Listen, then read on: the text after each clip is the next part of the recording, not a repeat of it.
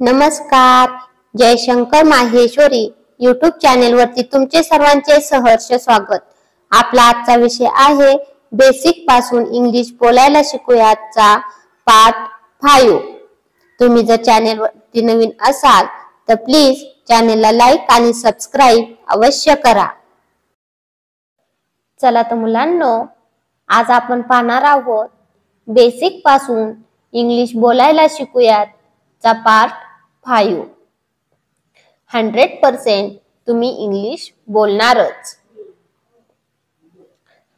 आतापर्यंत आपण part 1, part 2, part 3, part 4 पाहिले आहेत. तर थोडी रिव्हिजन घेऊयात. आपण पार्ट 4 पर्यंत काय काय पाहिलेलं आहे किंवा काय काय वापरून कसे सेंटेन्स केलेले आहेत ते पाहूयात. आय एम चं सेंटेन्स कसं तयार करायचं. We are, you are, he is, she is, it is, they are. Have, has चा यूज कुठे करायचा. Had, can, could, may, might and must चा यूज कुठे आणि कसं करायचं, त्यापासून कसे सेंटेन्स तयार करायचे ते आजपर्यंत आपण पाहिलेले आहेत. तर आज पार्ट 5 मध्ये आपण पाहणार आहोत विल, वुल्ड, शॅल आणि शुड चा यूज कुठे केला जातो. पहिले मी तुम्हाला सांगते, विल आणि शॅल हे दोन्हीही फ्युचर टेन्स साठी म्हणजेच भविष्य काळासाठी वापरले जातात. मग विल कुठे यूज केला जातो आणि शॅल कुठे यूज केला जातो याचा डिफरन्स आज आपण समजून घेऊयात. विल मध्ये काय असतं तर 100% कन्फर्मेशन असतं. ज्यावेळेस म्हणजे फ्युचर टेन्सचीच गोष्ट असते.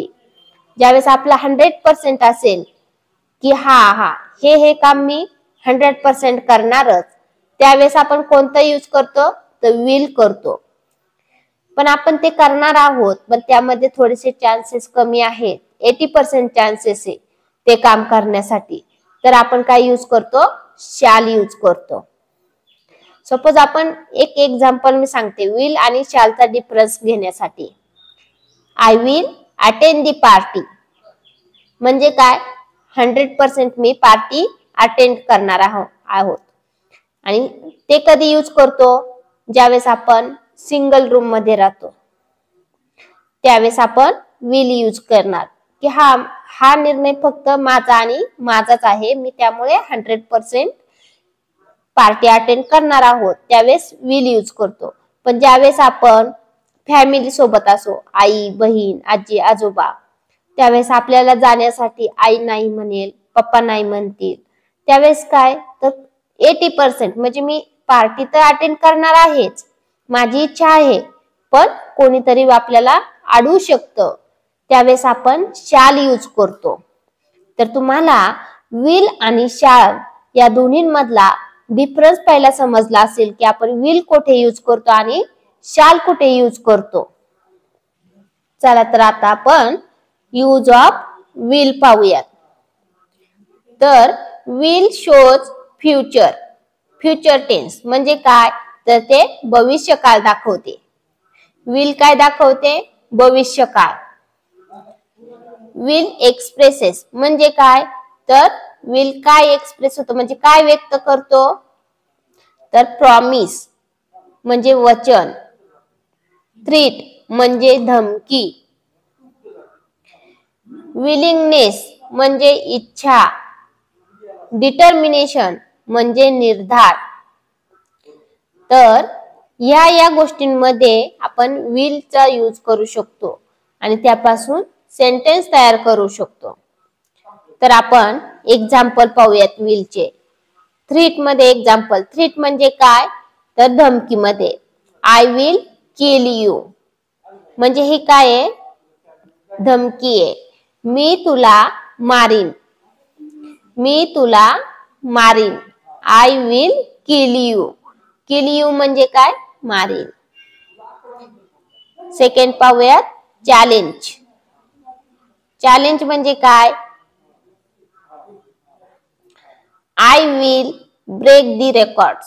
आपण एकमेकांना चॅलेंज करतो की हे मी करणार. I will break the records हे चॅलेंज आहे. मी रेकॉर्ड तोडीन. ब्रेक म्हणजे तोडणे.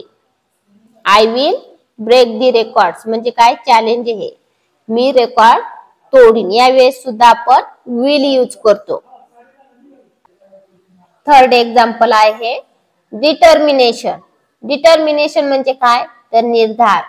We will pass the exam. आम्ही परीक्षा पास करू. आता तुम्हाला या 3 सेंटेन्स मध्ये समजला असेल की इथे 100% आहे की कन्फर्मेशन. यामध्ये 100% कन्फर्मेशन आहे. आय विल किल यू म्हणजे ही काय आहे की धमकी आहे. तुम्ही रागात दिलेली धमकी आहे. ते 100% रागात तुम्ही बोललाय ते 100% आहे. आय शॅल किल यू म्हणू शकता का तुम्ही की मी तुला मारू शकतो, मारी असं नाही बोलू शकत.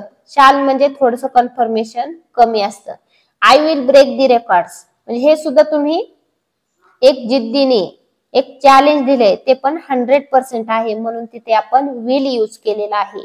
We will pass the exam म्हणजे आपल्याला ही एक्झाम म्हणजे परीक्षा पास करायचीच आहे, हे 100% आहे. त्यामुळे आपण इथे विल यूज केलेला आहे, नाही की शॅल यूज केला. बरोबर. आता आपण पाहूयात यूज ऑफ वुल्ड. वुल्ड म्हणजे काय आहे, we use would in the past tense. आपण भूतकाळात वुल्ड वापरतो. विलचाच भूतकाळ काय आहे, तर वुल्ड. बरोबर. तर तेच पाहूयात. Would expresses happening in the past oblique polite request म्हणजे काय, भूतकाळातील विनम्र विनंती. भूतकाळातील विनम्र विनंती म्हणजे काय, पोलाइट रिक्वेस्ट. प्रेफरन्स म्हणजे काय, प्राधान्य. इन्क्वायरी म्हणजे काय, चौकशी. फ्रिक्वेंट ऍक्टिव्हिटीज इन पास्ट म्हणजे काय, भूतकाळातील वारंवार हालचाली.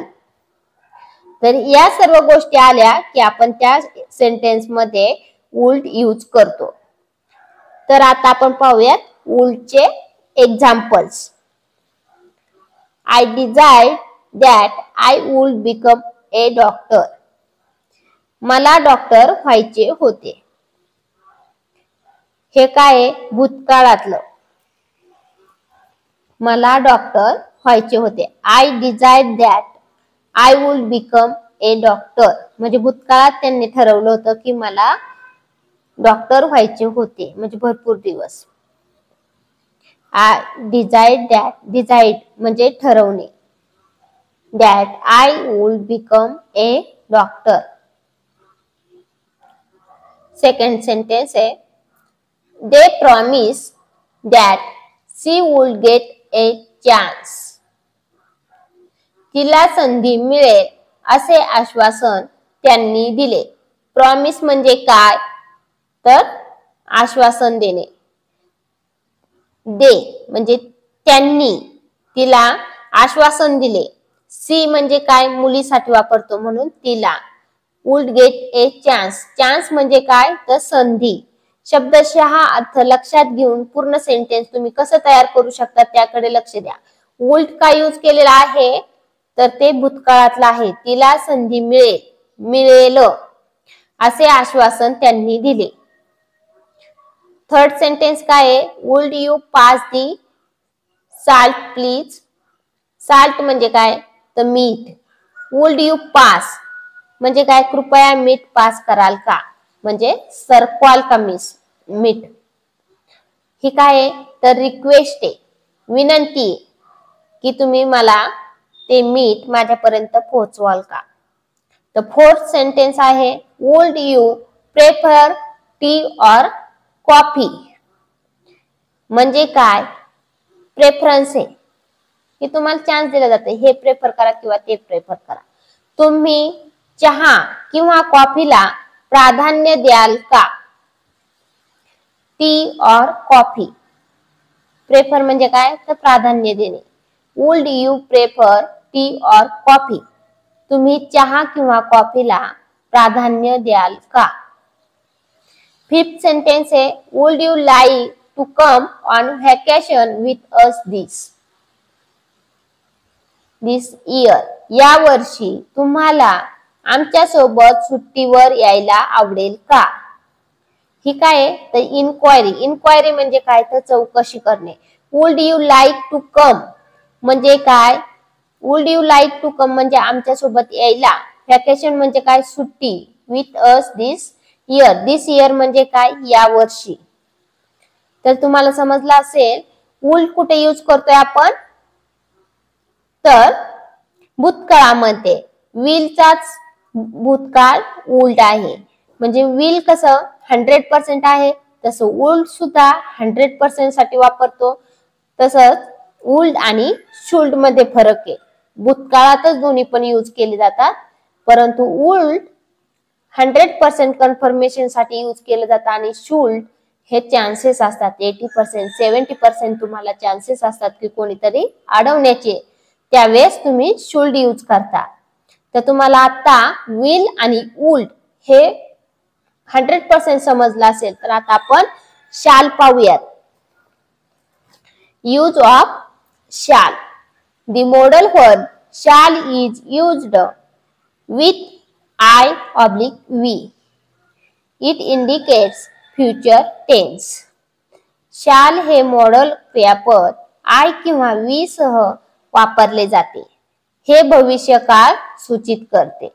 मी आताच तुम्हाला सांगितलं की शाल आणि विल दोन्ही सुद्धा भविष्यकाळासाठी वापरले जातात. मोस्टली शाल सोबत आपण काय यूज करतो आय किंवा वी. तर शाल एक्सप्रेसेस म्हणजे शाल काय व्यक्त करतो तर प्रॉमिस.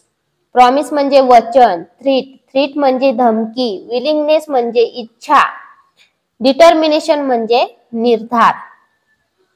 तर ज्यावेळेस वचन धमकी इच्छा निर्धार यावरती सेंटेन्स तयार होणार असेल त्यावेळेस आपण शाल यूज करतो. तर शालचे एक्झाम्पल्स पाहूयात आपण. आय शाल हेल्प यू म्हणजे काय मी तुला मदत करीन. हे फ्युचर टेन्सचं एक्झाम्पल आहे. I shall help you. We shall win the match म्हणजे काय आपण सामना जिंकू. आय बरोबर आणि वी बरोबर कन्फर्मेटरी आपण शाल यूज करतो. त्याचे हे दोन मी एक्झाम्पल तुम्हाला दाखवले आहेत आय आणि वी चे. थर्ड एक्झाम्पल आहे यू शाल बी किल्ड म्हणजे तुला मारले जाईल. यात 100% आता आपण पाहिलं होतं आय विल किल यू आणि हेच वाक्य काय यू शाल बी किल्ड. त्यामध्ये 100% होतं. यामध्ये 100% आहे का तुला मारले जाईल यामध्ये 100% आहे का तर नाही. यामध्ये थोडेसे चान्सेस आहे. तुला मारलंही जाऊ शकतं किंवा नाहीही पण. म्हणजे 80% चान्सेस असल्यावरती आपण काय यूज करतो तर शाल यूज करतो. हे काय आहे तर थ्रीट म्हणजे धमकी मधले एक्झाम्पल आहे. सेकंड एक्झाम्पल आहे we shall win the match म्हणजे काय आपण सामना जिंकू. यामध्ये 100% आहे का नाही. तर आपण सामना जिंकूही शकतो किंवा हारूही शकतो. फोर्थ एक्झाम्पल सॉरी मी सेकंडला परत रिटर्न गेले.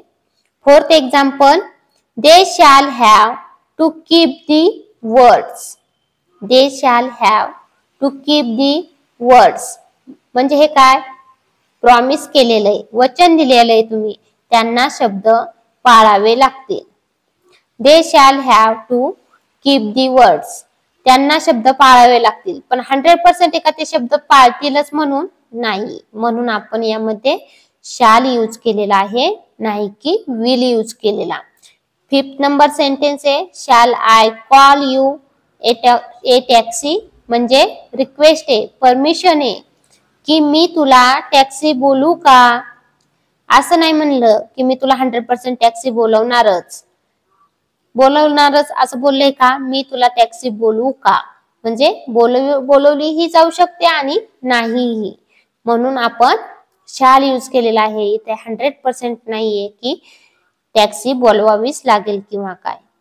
तर आपण शालचाच भूतकाळ पाहूयात. शुल्ड कधी आणि कसा यूज केला जातो. Use of should. Should expresses advice. Advice म्हणजे काय तर सल्ला. सजेशन. सजेशन म्हणजे काय सूचना. ड्युटी. ड्युटी म्हणजे कर्तव्य. इन्फरन्स म्हणजे अनुमान. ऑब्लिगेशन म्हणजे दायित्व. तर या ठिकाणी आपण शुल्ड यूज करू शकतो. म्हणजे ऍडवाइस मध्ये, सजेशन मध्ये, ड्युटी मध्ये, इन्फरन्स मध्ये, ऑब्लिगेशन मध्ये आपण शुल्डचा वापर करू शकतो. तर एक्झाम्पल्स पाहूयात. फर्स्ट एक्झाम्पल आहे you should reach school on time. म्हणजे हे तुम्हाला सजेशन दिलेलं आहे की तू रोज शाळेत वेळेवर पोहोचत जा.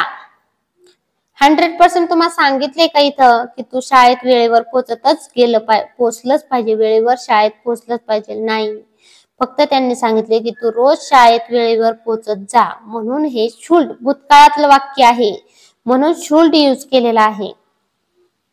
सेकंड एक्झाम्पल आहे you should look after your parents. हे ऍडवाइस दिलेली तुम्हाला, तुम्ही तुमच्या पालकांची काळजी घ्यावी. पॅरेंट्स म्हणजे पालक आणि लुक आफ्टर युअर पॅरेंट्स म्हणजे काय काळजी घ्यावी. हा तुम्हाला सल्ला दिलेला आहे. शुल्डचे एक्झाम्पल समजले का तुम्हाला?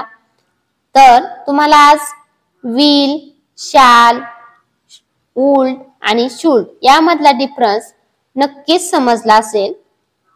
तर तुम्ही विल, वुल्ड, शॅल आणि शुल्ड चे प्रत्येकी एक एक सेंटेन्स मला कमेंट्स मध्ये नक्की कळवा. चला तर मुलांनो, तुम्हाला माझा आजचा व्हिडिओ कसा वाटला ते तुम्ही कमेंट्स मध्ये नक्की कळवा व माझ्या चॅनेलला लाईक आणि सबस्क्राईब अवश्य करा व शेजारील बेल आयकॉन वरती क्लिक करा, म्हणजे तुम्हाला माझ्या नवीन व्हिडिओचे नोटिफिकेशन मिळत राहील. Thank you. भेटूयात नवीन व्हिडिओ मध्ये.